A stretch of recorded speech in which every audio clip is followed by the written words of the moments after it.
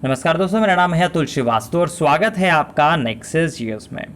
तो expected topic में आज हम लोग बात करेंगे रिजर्व बैंक ऑफ इंडिया की, भारतीय रिजर्व बैंक की, जो बैंकों का बैंक है भारत में, और इसकी मौद्रिक नीति की समीक्षा करेंगे। क्या क्या एग्जामिनेशन में क्या क्या यहाँ से रिलेटेड क्वेश्चन पूछे जा सकते हैं, इस टॉपिक से क्या क्या पूछा जा सकता है और क्या क्या बेस पूछा जा सकता है इकोनॉमी में इस टॉपिक से।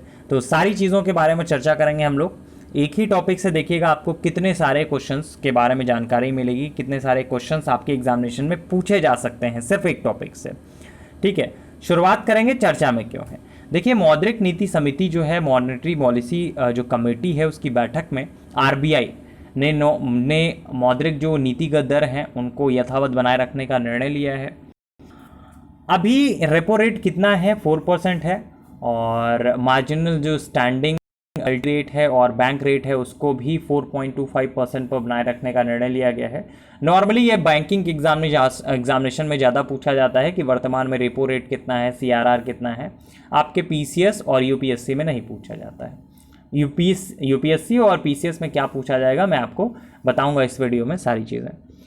आयात में कमी हुई है। देखिए, कमज़ोर घरेलू मांग है और कच्चे जो तेल की कीमत है उसके कारण जून में आयात में तेज़ी से कमी दिखाई गई है या फिर देखी गई है।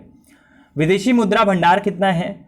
भारत का जो विदेशी मुद्रा भंडार है, अगर हम लोग आंकड़े लेते हैं 31 जुलाई 2020 तक, तो करीब 56.8 बिलियन डॉलर की वृद्धि के साथ वर्तमान में 536.6 बिलियन डॉलर है। ये फैक्चुअल चीज़ है और ये पूछ ली जाती है आपके पीसीएस प्रीलिम्स एग्जामिनेशन में कि वर्तमान में भारत का विदेशी मुद्रा भंडार कितना है, तो 536.6 बिलियन डॉलर है।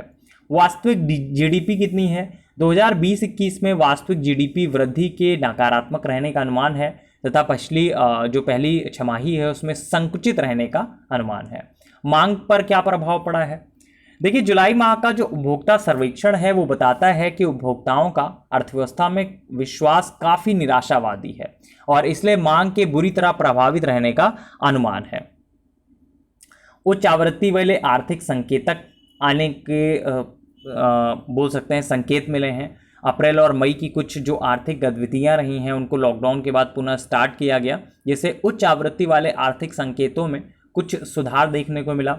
लेकिन महामारी के कारण फिर से बढ़ने से अनेक क्षेत्रों में पुनः लॉकडाउन लगाया गया, जिससे आर्थिक संकेतकों में काफ़ी सुधार जो था वो समाप्त हो गया।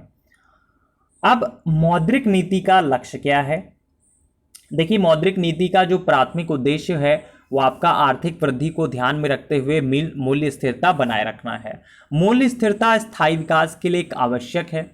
भारतीय रिजर्व बैंक अधिनियम 1934 के अनुसार भारत सरकार आरबीआई से परामर्श करके प्रत्येक 5 वर्षों में एक बार मुद्रास्फीति लक्ष्य को निर्धारित करती है। केंद्र सरकार ने इसे उपभोक्ता मूल्य सूचकांक मतलब सीपीआई के अनुसार 5 अगस्त 2016 से 31 मार्च 2021 की अवधि के लिए 4% निर्धारित किया है, जिसकी ऊपरी सीमा 6% और निम्न सीमा जो है वो करीब 2% है। ये लिखने की जरूरत नहीं है, ना इसके बारे में एग्जामिनेशन में आएगा। मौद्रिक नीति के साधन क्या होते हैं? ऐसे कई प्रत्यक्ष और अप्रत्यक्ष उपकरण हैं जिनका उपयोग जो है मौद्रिक नीति को लागू करने के लिए किया जाता है। इसमें आपका रेपो रेट होता है। रेपो रेट क्या होता है?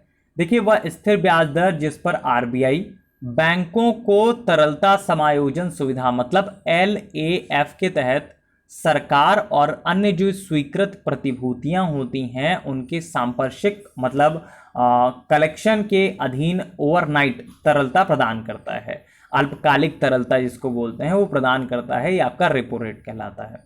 रिवर्स रेपो रेट क्या हो जाता है? जब बोलते हैं कि मार्केट में जो पैसा है वो ज़्यादा हो जाता है और उसको खींचना होता है बैंकों से, और बैंकों से खींच के अपने आरबीआई के पास लाना होता है, तो वो आपका रिवर्स रेपो रेट कहलाता है एक तरह से।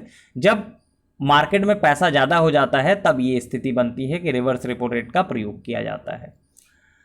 तरलता समायोजन सुविधा क्या है? LAF क्या है?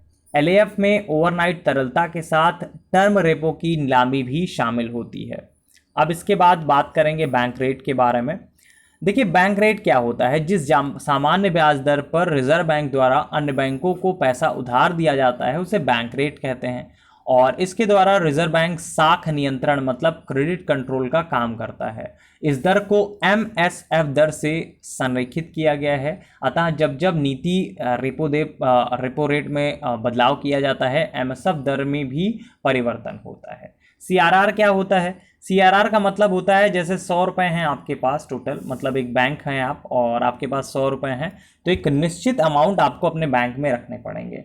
जैसे CRR है 4%, तो 4 रुपया आपको हमेशा अपने बैंक में रखना पड़ेगा। ये आपका कैश रिजर्व रेशियो है, मतलब CRR है।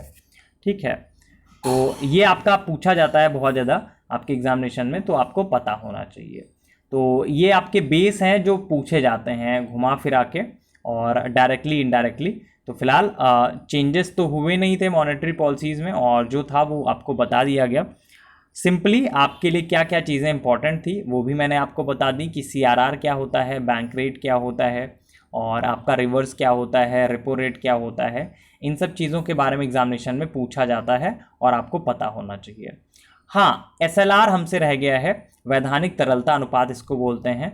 ये शुद्ध मांग और समय देयताओं का हिस्सा जिसे एक बैंक को सुरक्षित और तरल संपत्ति में बनाए रखने की आवश्यकता होती है, जैसे कि सरकारी प्रतिभूतियां मतलब गवर्नमेंट सिक्योरिटीज़, नकदी के रूप में, सोने के रूप में, इन सब चीज़ों पे अगर आप रखते हैं तो ये आपका वैधानिक तरलता अनुपात कहलाता है। चलिए, रिजर्व बैंक ऑफ इंडिया की मौद्रिक नीति की समीक्षा के लिए इतना ही। और अगर आपको हमारा टेलीग्राम ग्रुप ज्वाइन करना है नेक्सस जीएस का, तो नेक्सस जीएस का टेलीग्राम ग्रुप ज्वाइन करने के लिए यूट्यूब पे हमारा वीडियो जहाँ पे आप देख रहे हैं नेक्सस जीएस की प्रोफाइल पर, उस प्रोफाइल पर जब आप कमेंट बॉक्स में जाएंगे तो पिन में पहला जो कमेंट होगा उसमें हमारा टेलीग्राम ग्रुप का लिंक होगा, फेसबुक ग्रुप का लिंक होगा। ऑलमोस्ट 15,000 प्लस लोग हैं फेसबुक प्रोफाइल पर, 10,000 प्लस लोग हैं फेसबुक के पेज पर, ऑलमोस्ट 15,000 प्लस के लोग हैं टेलीग्राम चैनल पर। तो आप भी ज्वाइन कर सकते हैं और आपको रेगुलर बेसिस पे इस तरह की चीज़ें मिलती रहेंगी कि आपके एग्जामिनेशन के लिए क्या क्या एक्सपेक्टेड है, क्या क्या पूछा जा सकता है और क्या आपको पढ़ना है उस टॉपिक से रिलेटेड। जो सबसे इम्पॉर्टेंट होता है कि जैसे आपको किताबें बता दी गई, किताबों के बाद आपको क्या पढ़ना है, वहाँ का सारांश आपको कैसे मिलेगा, तो यही आपको एग्जामिनेशन के लिए जो ओरिएंटेड होता है वो आपका नेक्सस जीएस में पढ़ाया जाता है। चलिए, फिलहाल के लिए इतना ही। Thank you so much.